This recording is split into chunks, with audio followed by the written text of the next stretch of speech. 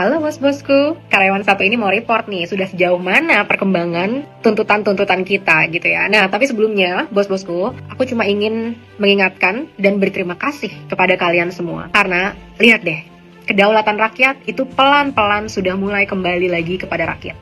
Mereka-mereka yang tadinya merasa mereka memiliki Indonesia dan segala isinya, bisa melakukan apapun, bisa melenggangkan apapun, kita sudah berhasil memukul mundur.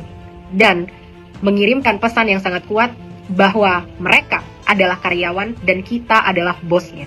Karena kedaulatan itu tetap berada di tangan kita. Aku mau share beberapa fakta untuk menunjukkan betapa hebat kerja-kerja bosku ini selama 1 minggu terakhir yang sangat wadidaw ulala bambang ini kan. Satu, bosku, aku sudah riset tadi ya. Ternyata pemecatan terhadap anggota parlemen yang menghina masyarakat itu tidak pernah terjadi dalam sejarah. Selama ini pemecatan atau PAU gitu ya, pergantian posisi gitu, itu biasanya terjadi karena memang ada indikasi atau memang sudah terkena korupsi. Dan ada yang pernah beberapa diusut karena menghina masyarakat, tapi cuma sampai ya pengadilan-pengadilan mereka lagi lah, tapi nggak pernah ada yang dipecat. Sedangkan di momen ini sudah ada 5 anggota partai yang dipecat karena menghina masyarakat. Keren banget bosku, hebat banget kalian, kita sangat kompak dalam menyuarakan semua ini. Nyinyir dikit, ya walaupun sampai hari ini masih aja ada nih PDI Perjuangan. Bener-bener, ini nungguin kalian doang loh bisa tercontreng satu tuntutan. Sampai hari ini masih kekeh terus mempertahankan orang-orang yang memang sudah tidak punya ada rasa kepercayaan dari rakyat. Tandain 2029. Kedua, teman-teman, jadi memang sudah tabiat dan kebiasaan dari anggota parlemen yang maruk dan mati empati itu untuk selalu minta gaji digedein, fasilitas dibanyakin, kan? Jadi ini pernah terjadi di tahun 2016 dan di tahun 2017. Walaupun muncul protes masyarakat, tapi akhirnya tetap dinaikkan. Ya, mereka merasa tidak tersentuh kan? Apa yang terjadi sekarang? Sudah dibatalkan adanya tunjangan untuk rumah yang kemarin itu mati-matian. Mereka pertahankan, dibatalkan akhirnya, dan moratorium ke luar negeri. Semoga ini terus berlanjut ya, sampai rakyat makmur, nggak usah kalian jalan-jalan ke luar negeri. Dan bahkan ada beberapa pidato gitu ya dari Partai Demokrat kalau nggak salah yang menyatakan bahwa mereka menolak adanya tunjangan-tunjangan itu. Wah, hebat banget bosku, kita bisa menggagalkan ini. Ya walaupun secara ideal ini nggak akan berhenti sampai di sini karena kita mau memang transparansi yang besar-besaran dan efisiensi dari segala budget itu gitu ya. Tapi tetap lagi teman-teman ingat, apa yang kita lakukan ini sudah membawa kita ke sejarah baru di mana kedaulatan rakyat itu mulai lagi kembali kepada rakyat. Ketiga, teman-teman, aku tadi udah lumayan riset gitu ya. Tahu nggak sih kapan terakhir kali punya demokrasi? Itu di saat baru-baru di masa reformasi yang baru terjadi tahun 98 itu, setelahnya itu kan adalah masa reformasi. Nah di sana tuh ya, bahkan kalau orang demo tuh bisa sampai masuk ke pelataran DPR dan bahkan mereka diterima sama DPR gitu kan. Dan udah bertahun-tahun sebelum ini gitu atau setelah reformasi itu yang terjadi adalah namanya mendengarkan aspirasi itu semua cuma formalitas aja. Jadi didengerin, terus kalau ada yang terlalu vokal diberi hentikan omongannya dan lain sebagainya. Itu udah terjadi di beberapa RUU gitu ya yang waktu itu diprotes sama mahasiswa dan masyarakat luas. Tapi kali ini mereka menerima nih adanya masuk mahasiswa ke dalam dan semua itu ditayangkan secara live. Wah, mulai ada bibit-bibit transparansi bosku. Pak Prabowo, saya sampaikan lagi kepada Bapak ya. Pak, saya itu mendukung Bapak. Selama Bapak berpihak kepada rakyat, saya akan mendukung Bapak dan kita bisa bekerja sama, Pak. Gimana caranya kita membangun bangsa ini? Siapapun yang ada di partai politik, selama kalian mendukung rakyat, bahwa kalian bisa join di dalam pergerakan kami.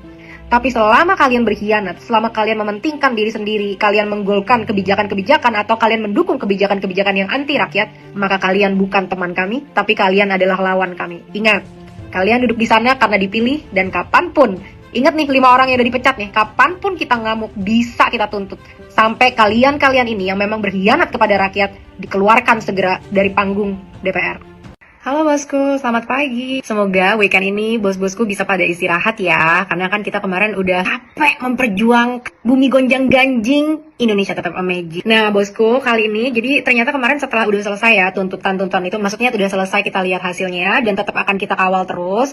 Aku cuma mau menyampaikan permohonan maaf nih bosku, karena kemarin Toa juga melakukan kesalahan. Jadi Toa mohon maaf sekali. Nah, jadi gini bosku situasinya. Jadi aku baru sadar kalau ternyata banyak banget nih di sosial media yang berkeliaran tentang warna pink itu. Jadi diskusi itu terus berlanjut nggak habis-habis gitu kan. Nah, aku belum sempat mengikuti kemarin-kemarin karena kan memang aku fokus untuk gimana caranya tuntutan-tuntutan kita itu bisa tercapai. Jadi mulai dari aku kemana-mana lah di media, terus aku juga sambil kerja bos, karena kan aku kerjaannya nggak cuma ini kan, ini nggak dibayar bos, ya kan. Nah Cuma ternyata ada kesalahan yang aku sebagai manusia, sebagai toa kalian telah lakukan gitu. Dan aku mau mohon maaf atas kesalahan itu. Jadi gini, situasinya itu kan memang informasi itu bergerak sangat cepat ya bosku. Dan situasinya itu sedang genting gitu. Kita memang benar-benar ingin mendamaikan, tapi juga di satu sisi tetap bisa tercapai semua-semua yang kita inginkan. Nah, kemarin itu mengenai warna pink tadi itu ya, yang kita ambil waktu itu sebagai logo karena memang simbol keberanian dari ibu anak, karena berani menghadapi aparat gitu. Nah, itu tuh cuma memang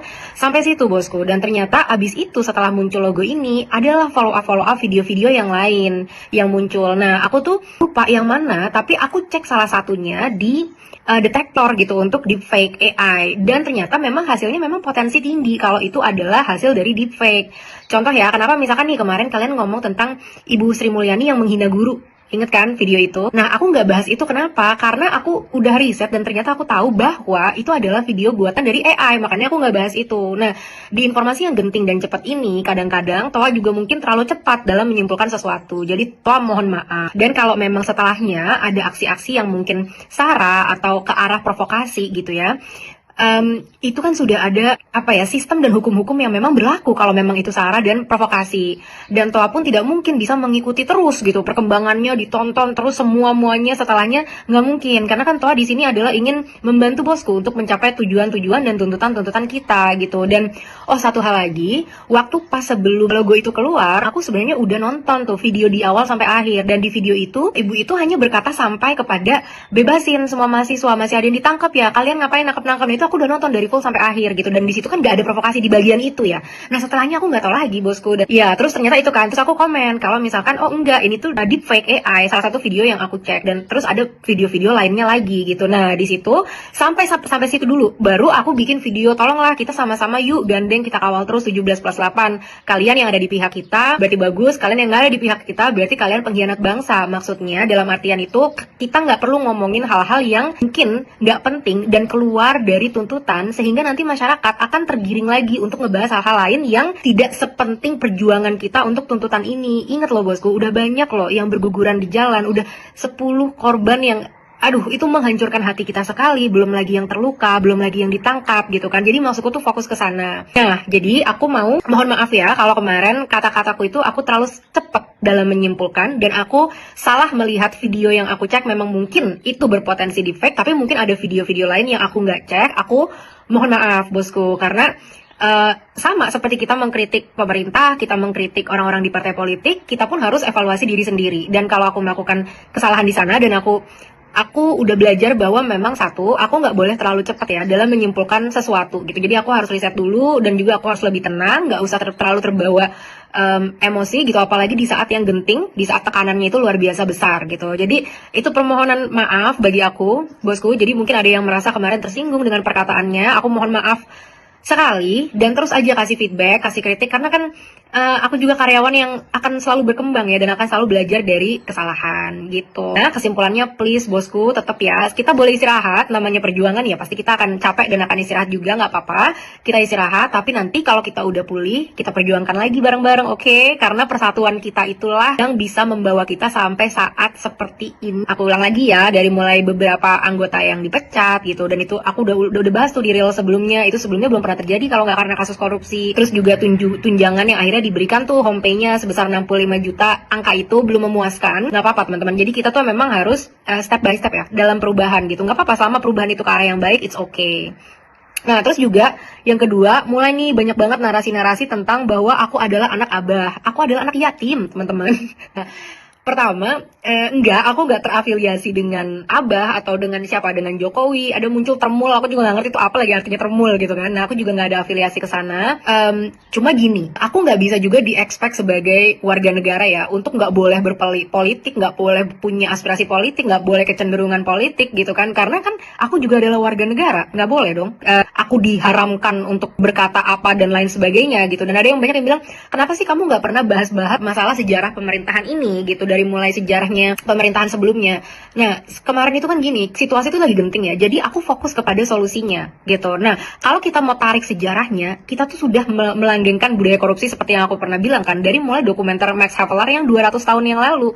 Jadi memang budaya ini tuh udah melekat terus. Kalau kita mau bahas di pemerintahan, mau dari mulai yang mana, berarti kan dari awal lagi gitu, atau dari mana gitu kan. Dan Dan di sini stansku jelas bosku, aku di sini berbicara murni untuk kepentingan masyarakat. Jadi aku nggak ada afiliasi dengan siapapun, tapi siapapun yang mendukung perjuangan kita, maka aku akan anggap mereka adalah teman kita. Tapi siapapun yang sampai saat ini masih juga nggak ikut dalam perjuangan kita gitu ya, maka aku pun akan katakan bahwa mereka bukan teman kita gitu. Jadi sesimpel itu. Siapapun, Pak Presiden kalau mendukung kita dukung, pemerintah kalau mendukung kita dukung, partai politik tertentu kalau mau dukung kita dukung gitu. Jadi kita objektif aja terhadap kesejahteraan rakyat gitu ya. Jadi aku mohon maaf sekali lagi bosku ya, akan aku jadikan ini sebagai pembelajaran. Terima kasih, have a good weekend.